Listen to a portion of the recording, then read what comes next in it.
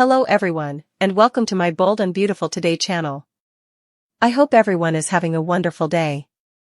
Before we begin, please hit the subscribe button and give this video a thumbs up. Luna prodigies if father's identity is a family secret. In the design office, Poppy claimed that Bill was not Luna's father. Demanding answers, Luna proposed taking a test to get answers on her own. Poppy prayed Luna not to do that out of respect for her mama. Luna asked if her father was that terrible or her generality opprobrious. Luna asked if it was a deep, dark family secret, and Poppy hugged Luna without answering. Finn arrived and was surprised and pleased to see his Aunt Poppy. He would heard that Poppy had been in city. Poppy said she would wanted to reach out, but effects had been a little crazy. Finn said Poppy was beautiful and swish as usual. He recalled that they'd spent all that time together, and also Poppy had just been gone. Luna asked what Finn meant, and Finn disclosed that Poppy had stayed with his family when he would just started council. Finn said Poppy had kept an eye on him during his first time of council while his parents had been busy with their careers. He would felt a lot of pressure having a council and Croker as parents. He flashed back that Poppy would close his computer and have a robotic cotillion party whenever he sounded too stressed out. Luna asked if she would been there, but Finn replied that it had been a time before Luna had been born. Finn demanded to return a call, and Luna told him to take the office because she and Poppy were leaving. He said he would stop by to invite Luna and RJ to regale, and he suggested that Poppy come, too. Poppy turned it down, and Finn guessed it was because of Lee. He replied that he was trying to get Lee to chill out about the both of them. Poppy and Luna left, and Finn called the sanitarium. As he conversed on the phone about a case, Poppy browsed at him through a crack in the doorway. At the sand house, RJ checked his phone and noticed that his dispatches to Luna, asking how effects were going with Poppy, had gone unanswered. RJ set out prints of himself and Luna. In Eric's office, RJ and Luna bandied how it had gone with Poppy.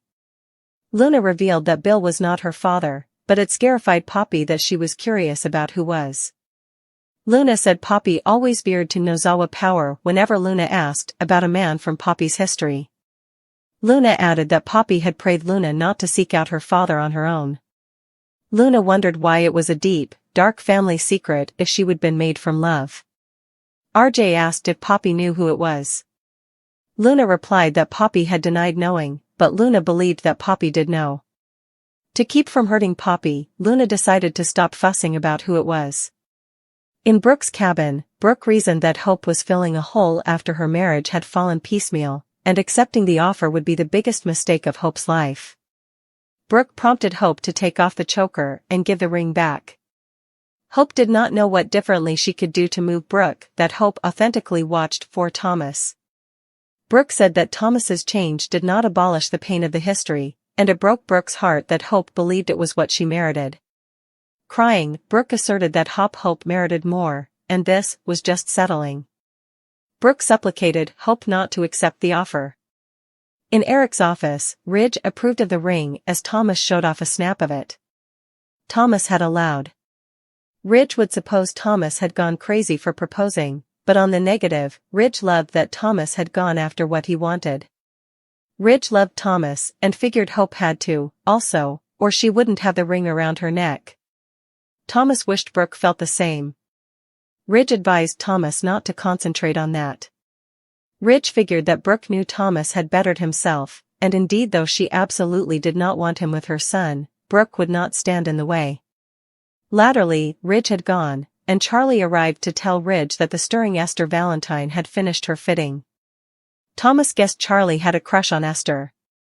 Brooke arrived, and Charlie pretended to be talking about sports. Brooke asked to talk to Thomas alone, and as soon as Charlie left, Brooke asked what Thomas had been allowing to propose to Hope. Brooke figured that Thomas was setting himself up for heartache. Thomas misdoubted that Brooke was looking out for him. She said she was, and she wanted the stylish for him because he was Ridge's son. Thomas asked if Hope had said she wouldn't accept. Brooke conveyed participated that Hope was disaccorded, and indeed if Hope did not admit it, Brooke was confident that Hope could not completely commit or give Thomas the life he wanted. Back at the cabin, Hope was allowing of when Thomas had told her that he would be a one-woman man for the rest of his life.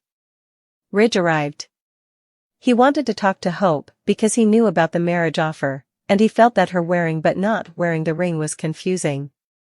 Hope assumed that he was there to caff her. Still, he claimed that he was there to remind her of what a remarkable man Thomas was, but Ridge guessed she formerly knew that.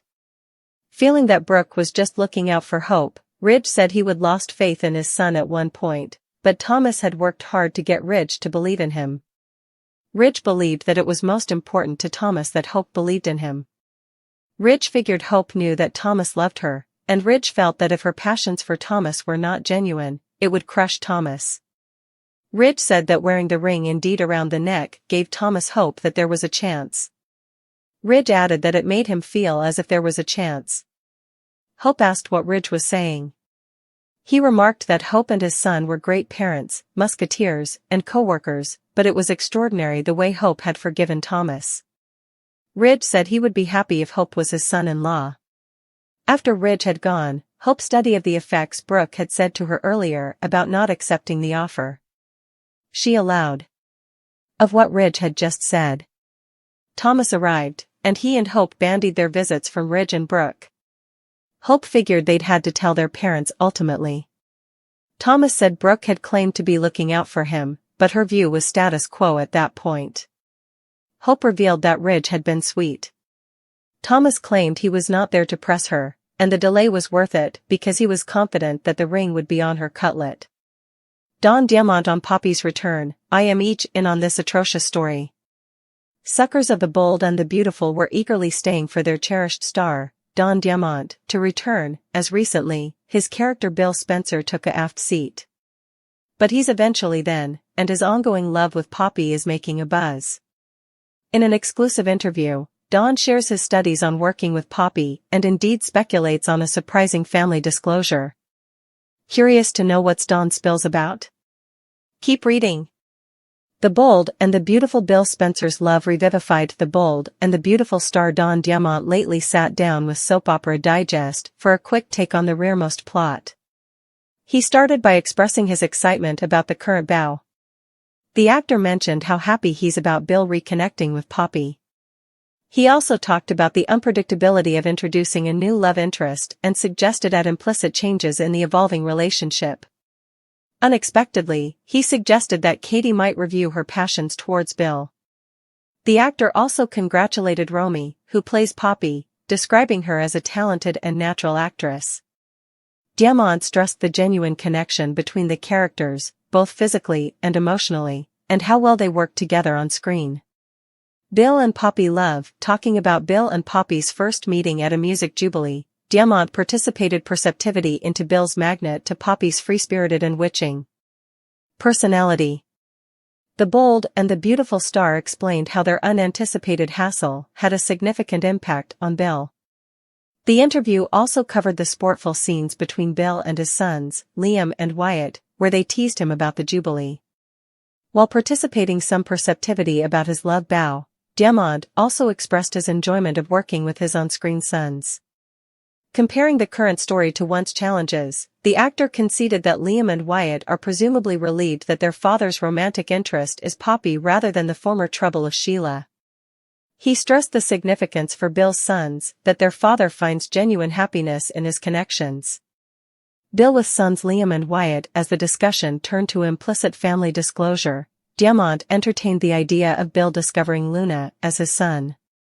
He suspected on the intriguing dynamics and challenges Bill might face as a girl pater. The actor imagined Bill's defensive nature and the implicit challenges he'd encounter while connecting with a son emotionally.